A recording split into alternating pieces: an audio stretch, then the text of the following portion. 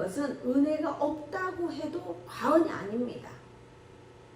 그래서 저는 눈물 없이 기도하고 있는 저를 발견할 때는 제가 항상 기도할 때 은혜를 달라고 기도합니다. 우리는 은혜를 달라고 기도할 수 있는 우리가 되어야 합니다. 은혜 충만하면 정말 나의 삶이 바뀝니다. 나는 죽고 예수님만 내 안에서 살고 생활 습관이 바뀌고 은혜가 임하면 화도 내지 않습니다. 모든 것이 용서가 됩니다. 이렇게 예수님께서 눈물을 흘리는 모습을 본 사람들의 반응은 어떻게 해요? 두 갈래로 갈라집니다. 한 부류는 마리아를 얼마나 사랑하시는지 알겠다는 마음이고요. 또 한 부류는 원망과 불평을 늘어놓습니다. 맹인의 눈도 뜨게 해주셨는데 왜 나사로는 죽게 만들었느냐는 마음이에요. 우리가 이 땅에 살아가면서 항상 두 가지의 생각이 공존합니다. 은혜를 많이 받으면 전자와 같은 반응을 할 것이고 은혜가 좀 떨어지면 후자와 같은 반응으로 살아갈 것입니다. 우리는 지금 어떤 반응으로 살아가고 있는지 돌아보시면서 오늘 말씀을 보겠습니다. 자, 38절 봅니다. 이에 예수께서 다시 속으로 비통히 여기시며 무덤에 가시니 무덤이 굴이라 돌로 막았거늘. 아멘. 자, 예수님께서는 33절에 심령의 비통이 여기신 것과 속으로 비통이 여기는 마음은 다릅니다. 자, 33절에서는요, 극률함이 있는 비통함이고 여기서 말하고 있는 비통함은 37절에 근거한 비통함입니다. 자, 우리가 한번 37절 같이 한번 보겠습니다. 그중 어떤 이는 말하되 맹인의 눈을 뜨게 한 이 사람이 그 사람은 죽지 않게 할 수 없었더냐 하더라. 자, 원망이 섞인 그들의 태도를 보고 예수님께서는 비통해 하십니다. 그럼에도 불구하고 무덤으로 가십니다. 당시 히브리인들의 무덤 문화는 우리와는 다릅니다. 자, 창세기 23절에 사라는 헤브론에서 죽었어요. 그래서 막벨라 굴을 헷족 속에게서 사서 장사하고 아브라함도 죽으니까 그 무덤에서 장사합니다. 한 무덤에 같이 가족들이 들어가기 때문에 매장이 아니라 굴을 파서 돌을 굴려서 문을 닫는 형식입니다. 그 문은 그냥 아무나 열 수 있는 것이 아니라 장정 여럿이 함께 그 돌을 굴려야만 열 수 있습니다. 자, 예수님께서는 십자가에 못 박혀 돌아가시고 3일 만에 부활하셨는데도, 그러니까 부활하셨을 때 돌이 무덤에서 옮겨져 있는 상태였어요. 자, 39절 예수께서 이르시되 돌을 옮겨 놓아라 하시니 그 죽은 자의 누이 마르다가 이르되 주여 죽은 자가 나흘이 되었으며 벌써 냄새가 나나이다. 이제 사람이 죽었는데 이제 우리가 지금 이 신진대사가 다 원활히 이렇게 돌아갈 때는 뭘 해도 괜찮아요. 이렇게 돌고 있으니까 살아있는 생명인데 죽으면 우리가 시체가 썩게 마련이잖아요. 근데 그런 거를 이야기하고 있는 거예요. 근데 예수님께서 돌을 옮겨 놓으라고 했어요. 근데 예수님께서 돌까지 옮겨주시지는 않아요. 예수님께서 옮겨주실 수 없었을까요? 분명히 말씀으로라도 옮겨줄 수 있지만 우리는 항상 우리가 해야 할 일을 하고, 그리고 예수님은 예수님이 하셔야 할 일을 하실 겁니다. 예수님께서 모든 걸 다 해주는 게 아니에요. 우리는 기도만 하고 있는데 하나님께서, 예수님께서 그냥 다 금나와라 뚝딱 금나와라 뚝딱 다 주는 게 아니에요. 내가 내 할 일을 하고 기도도 하는 거예요. 모든 일에는 우리가 최선을 다하고 그 결과는 하나님께 맡기면 됩니다. 내가 할 일도 하지 않고 예수님께 다 맡겨서도 안 되고, 또 예수님께서 하실 일을 내가 할 필요도 없는 거예요. 예수님께서는 돌을 옮기라고 하신 말씀은 죽은 나사로를 문상하러 온 게 아니에요. 예수님께서는 죽은 나사로를 살리러 오셨으니 우리는 예수님의 말씀에 그냥 순종만 하면 돼요. 하지만 마르다는 주여 죽은 지가 나흘이 되었으면 벌써 냄새가 납니다 이랬어요. 사실 당연한 이야기예요. 마르다가 알고 있는 지식으로는 당연한 이야기예요. 하지만 우리는 이 말씀을 누가 하느냐에 따라 달라집니다. 사람은 당연한 것이라고 생각하지만 예수님은 신이십니다. 능치 못할 일이 없으십니다. 그렇다고 뭐 마리아가 잘못한 건가요? 잘못한 건 없어요. 근데 잘못했어요. 말이 이상하죠. 잘못한 게 없는데 잘못했다고 하는 건 말이 없어요. 그냥 순종하면 역사가 일어납니다. 우리의 삶에도 마찬가지입니다. 우리가 하나님의 말씀을 받았어요. 그럼 순종하면 돼요. 그러면 되는데 우리가 묻고 따지고 안 되는 이유를 자꾸 이야기하는 거예요. 제가 어떤 말씀을 선포해 보잖아요. 그 믿음이 있는지 없는지는 그 자리에서 알 수 있어요. 될 수 없는 상황에서 이야기해도 아멘 아멘 아멘 하고 받는 사람이 있는가 하면 변명부터 늘어놓는 사람이 있어요. 나는 그래서 뭐 어쩌고 이러는 거예요. 그래서 믿음이 없는 거예요. 우리가 믿음을 꾸준히 지키는 게 쉽지가 않아요. 자, 물로 포도주 만들 때도 예수님의 어머니 마리아는 하인들에게 너희에게 무슨 말씀을 하든지 그대로 하라고 했어요. 포도주가 떨어졌는데 포도주 항아리에 물을 채우면 될까요? 당연히 안 되고 항아리에 포도주를 채워야 하는데 물을 넣으면 다음에 포도주를 넣으면 변질이 될 수가 있어요. 그런데 물을 채우라고 하는데도 묻지도 따지지도 않고 순종했어요. 요한복음 2장 7절에 보면 예수께서 그들에게 이르시되 항아리에 물을 채우라 하신즉 아기까지 채우니 채우라고 하니까 순종을 했어요.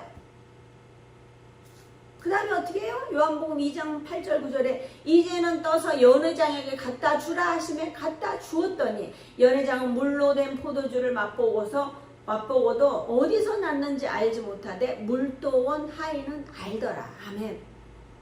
우리가 은혜의 자리에 있던 사람은 내게 임한 임의 은혜를 아는 거예요. 근데 그 자리에 없고 내가 은혜가 없으면 뭐 하나님의 은혜인지 뭔지도 모르고 있는 거예요. 여러분은 예수님을 얼마나 믿으십니까? 우리의 상식으로는 이해되지 않는 이런 사실에 대해 여러분은 순종하실 준비가 되어 있습니까? 자, 우리의 시선은 죽은 지가 나흘이 되어서 벌써 냄새나는 시체를 붙들고 있지만 예수님은 죽은 나사로를 살려내기 위해서 오셨습니다. 자, 40절 봅니다. 예수께서 이르시되 내 말이 내가 믿으면 하나님의 영광을 보리라 하지 아니하였느냐 하시니 아멘. 예수님의 말씀을 믿으면 하나님의 영광을 보리라고 하셨어요. 우리는 우리의 삶에서 하나님의 영광을 보면서 살아야 합니다. 우리가 엄청난 욕심을 내는 것도 아니고 내 중심적인 기도가 아니라 하나님의 영광을 나타내는 삶을 살기 위해서 꾸준히 기도해야 합니다. 기도가 뭐 주세요, 뭐 주세요, 뭐 주세요. 이게 중요한 게 아니고요. 내가 믿음 안에 있도록 기도하는 게 중요해요. 내가 믿음 안에 있을 때 받는 거예요. 내가 믿음 안에 있지 않으면, 내가 순종하지 않고 맨날 변명하면은 받을 수 있는 게 아무것도 없는 거예요. 내가 은혜 가운데 있고 내가 믿음 안에 있을 때 모든 것을 받아서 누릴 수 있는 거예요. 똑같은 말씀인데도 항상 그거에 순종하지 않는 사람은 받을 수 없어요. 똑같은 말씀인데도 정말 멍청하리만큼 순종하는 사람이 있어요. 정말 보니까 그렇더라고요. 똑똑하고 묻고 따지고 하는 사람은 은혜를 못 받아요. 그냥 따라가면 돼요. 그냥 그저 그냥 따라가면 그저 순종하면 하나님께서 너무너무 내가 생각지도 못한 것까지 하나님의 그 큰 그림 안에서 다 이루어 주시더라고요. 내가 생각하는 건 요만큼인데 하나님께서는 어마무시하게 주시더라고요. 자, 마르다는 분명히 믿음의 고백을 했습니다. 27절에 보면 이르되 주여 그러하외다. 주는 그리스도시요 세상에 오시는 하나님의 아들이신 줄 내가 믿나이다. 아멘. 분명히 믿는다고 고백을 했지만 예수님을 믿지 않고 있는 거예요. 우리의 믿음은 한 번 고백한 것으로 모든 것이 끝나지 않습니다. 그래서 우리는 천국 가는 약도를 수시로 선포하는 거예요. 입으로 시인해야 해요. 그래야 믿음이 흔들리지 않고 각인됩니다. 마르다의 믿음의 고백이 가짜였을까요? 아니에요. 그 당시는 믿었단 말이에요. 그래서 믿는다고 고백했어요. 그러나 그 고백이 하루가 지나지도 않았는데도 불구하고 번복되는 상황이에요. 우리는 하나님의 말씀을 믿기만 해도 하나님의 영광을 봅니다. 아멘. 아멘. 우리는 하나님께 모든 영광을 돌리며 살아가야 합니다. 정말 이 땅에 살아가는 동안 여러분은 하나님께 영광을 돌리며 살아가고 계십니까? 내가 어떻게 하면 하나님의 영광을 보면서 하나님께 영광을 돌리고 살 수 있을지 고민해 봐야 합니다. 41절 42절 돌을 옮겨 놓으니 예수께서 눈을 들어 우러러 보시고 이르시되 아버지여 내 말을 들으신 것을 감사하나이다. 항상 내 말을 들으시는 줄 내가 알았나이다. 그러나 이 말씀하옵는 것은 둘러선 무리를 위함이니 곧 아버지께서 나를 보내신 것을 그들로 믿게 하려 함이니이다. 아멘. 우리는 돌을 옮겨 놓아야 역사가 일어납니다. 돌을 옮겨 놓지 않으면 다음으로 넘어갈 수 없어요. 돌을 옮겨 놓으니 예수님께서 하실 일을 하십니다. 눈을 들어 우러러 보시고 아버지여 내 말을 들으신 것을 감사하나이다. 정말 이런 말씀에는 아멘 아멘 아멘 하고 받아야 되는 거예요.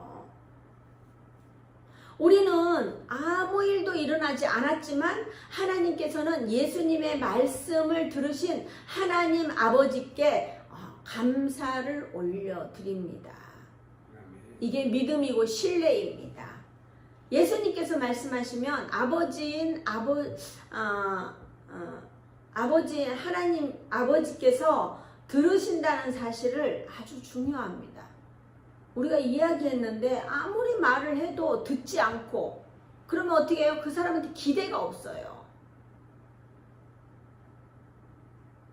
저도 이렇게 사람들을 만나보면요. 그냥 한마디 순종하며 나아가는 사람은 어제보다 오늘이 낫고 오늘보다 내일이 나아지는 은혜가 있는데 그냥 귓등으로도 흘리지 않고 그냥 훅 흘려버리는 사람들은 변화가 없어요. 그냥 그렇게 사는 거예요. 누군가 나를 향한 기대가 없다면 우리는 잘못 살고 있는 것입니다. 내가 하는 말을 듣고 있는 분이 계시다는 사실은 아주 중요합니다. 감사는 해주신 것에 대한 감사도 있지만 급박하면 미리 감사를 선포하는 기도가 중요합니다. 저도 중요한 때는 미리 감사헌금을 올려드려요. 하나님께서는 분명히 감사의 예물을 올리면 절대 우리를 예면하지 않으셔요. 미리 감사를 하는데 하나님께서 안 들어주실 리가 없어요. 제가 아는 권사님도 항상 감사 예물을 믿음으로 미리 올려드리고 사업을 하시면서 그렇게 보면은 넘어가는 은혜가 있어요. 세상 사람들은요 영업을 하기 위해서 골프도 치고 뭘 하잖아요. 접대도 하고 선물도 하고 막 이렇잖아요. 근데 예수님 제대로 믿는 사람들은 그런 걸 잘 못해요. 할 줄도 잘 몰라요. 골프 칠 돈으로 가서 하나님 나라 섬기고 이러는 거예요. 그러니까 잘 못하는 거예요. 그렇지만 어떤 방법으로 해야 돼? 그렇다고 못한다고 그냥 손 놓고 있어요? 아니에요. 하나님께 감사의 예물을 드리고 하나님 또 넘어가는 은혜가 있게 해주세요. 이러면 하나님께서 넘어가게 하시고 되게 해주셔요. 믿지 않는 사람들의 방법처럼 우리도 그렇게 하면 안 된다는 거예요. 그 우리는 오직 주님만 믿고 기도하며 감사하며 따라갈 수밖에 없는 거예요.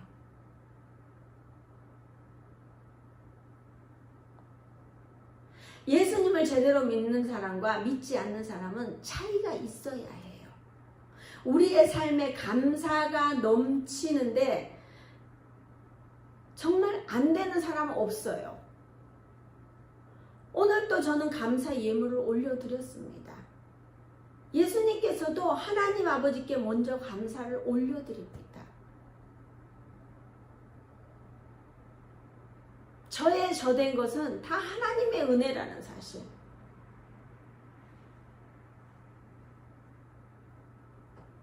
감사한 것만이 아니라 항상 내 말을 들으시는 줄 내가 알았나이다. 그러면 여기도 아멘 아멘 아멘이에요.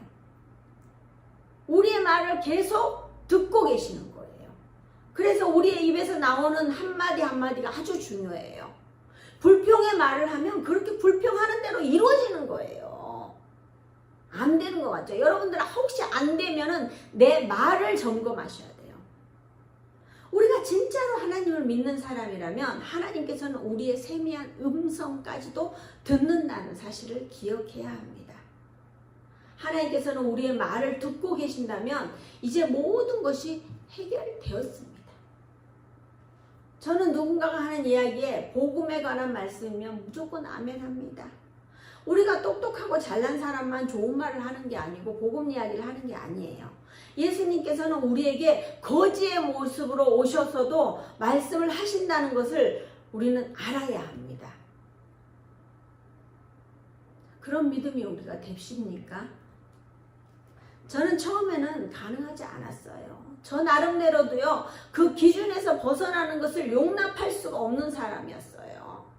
하지만 은혜를 받으니까 바라보는 시선이 바뀝니다.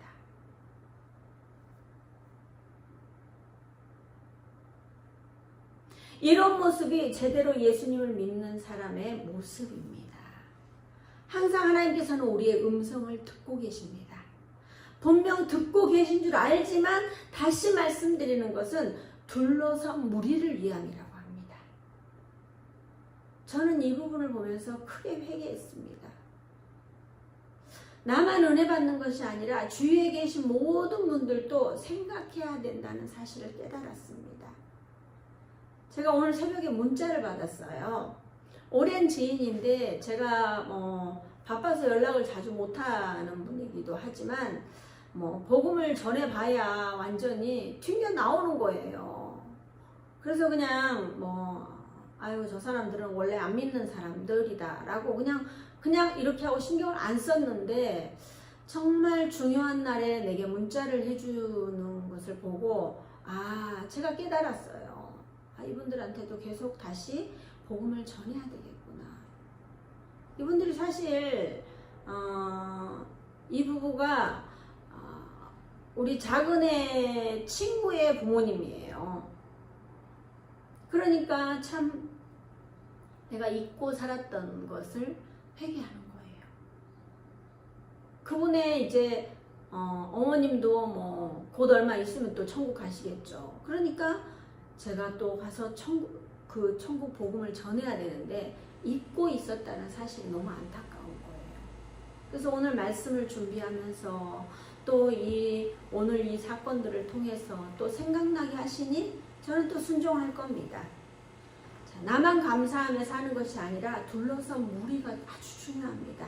둘러선 무리에게 곧 아버지께서 나를 보내신 것을 그들로 믿게 하려 함이니이다. 이 은혜가 있어야 해요. 우리는 그래서 우리가 잘 살아야 한다는 사실입니다. 예수님은 우리를 보고 세상 사람들은 예수님을 받아들일 건지 말 건지 생각하는 사람도 있습니다. 우리는 우리가 잘 살아야 합니다. 43절 44절 이 말씀을 하시고 큰 소리로 나사로야 나오라 부르시니 죽은 자가 수족을 배로 동인채로 나오는데 그 얼굴은 수건에 쌓였더라. 예수께서 이르시되 풀어놓아 다니게 하라 하시니라. 아멘. 자, 예수님은 나사로야 나오라고 부르십니다. 다른 사람도 다 나와라 이게 아니고요. 대표적으로 나사로만 살립니다.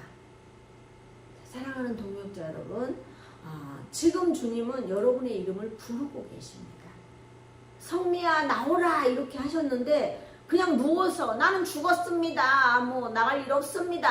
이렇게 저는 꽁꽁 묶여 있으니까 못 나갑니다. 이렇게 하지 않았어요. 죽은 자가 수족을 배로 꽁꽁 묶인 채로 동인 채로 나왔다고 그랬어요. 우리 옛날에 뭐 이렇게 강씨 이렇게 해갖고 이렇게 나오잖아요. 그런 것처럼 나왔든지 어떤지는 모르지만 그 얼굴은 수건으로 쌓인 채로 그냥 나와요.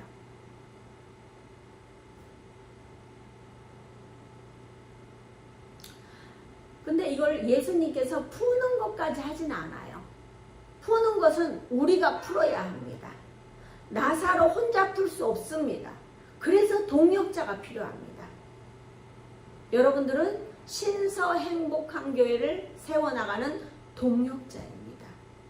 신서행복한 교회는 제가 주인이 아니에요. 이 신서행복한 교회의 주인은 하나님이고 예수님이고 성령님이에요. 그리고 여러분이에요. 여러분의 삶에 이런 역사가 일어나야 합니다. 이런 역사가 없었다면 신서행복한교회에서 이런 역사를 이루어 가시면 됩니다. 신서행복한교회는 기도하는 교회입니다. 예비된 자들이 몰려드는 교회입니다. 하나님께서 채우실 줄 믿고 항상 감사합니다. 우리는 이런 귀한 자리를 지키며 또 한 나사로가 온다면 풀어주는 은혜가 있어야 합니다. 우리가 새 가족이 왔는데 그 묶임에서 풀려야 되고 우리가 자유함이 있어야 되고 예수님 믿으면 우리가 자유함이 있잖아요. 자유함이 있어야 되는데 우리가 같이 힘을 합쳐서 그를 도와서 신앙생활을 할 수 있게 해줘야 되는 거예요. 사랑하는 동역자 여러분, 우리는 주님 안에서 서로 합력하여 선을 이루어야 합니다. 예수님께서 우리를 부르실 때 죽어가는 영혼들 가운데 벌떡 일어나 정말 나오는 저와 여러분 되시길 주님의